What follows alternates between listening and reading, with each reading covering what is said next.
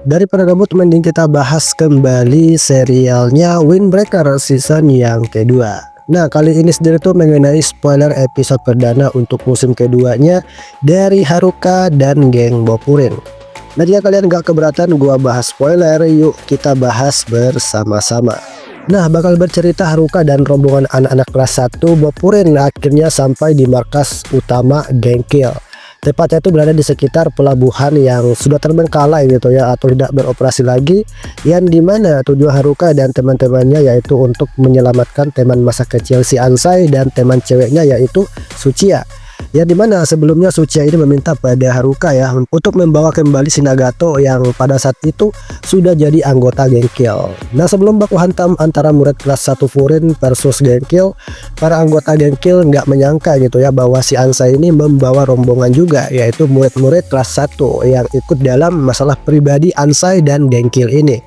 Nah, baku hantam pun dimulai gitu ya antara murid kelas 1 Furin versus geng Kill yang setiap anggotanya itu dibekali senjata bekas hasil pabrik, yaitu balok kayu dan besi untuk menghantam musuh-musuhnya gitu, atau anggota mereka sendiri gitu ya kalau mereka itu lalai dalam tugas yang diberikan ketua mereka. Nah, di sela pertarungan gitu ya melawan murid kelas 1 Furin, ketua geng Kill yaitu Natori Shingo mulai menganalisa kemampuan dari anak-anak Furin, yang dimana cuma 5 siswa aja yang menurutnya itu paling kuat di antara siswa lain, yaitu Sakura, Suo, Sugishita, Kiryu, dan Sugeura, yang tentunya berhasil mendesak sebagian anggota geng Kill.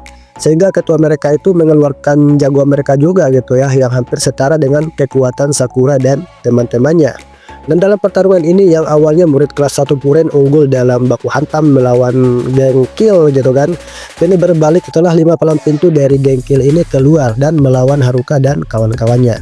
Ya, selain melawan 5 palang pintu dari geng Kill gitu kan sendiri, Haruka dan kawan-kawannya juga melawan kelompok anggota geng Kill yang masih banyak, sehingga murid-murid kelas 1 Furin akhirnya mulai terdesak.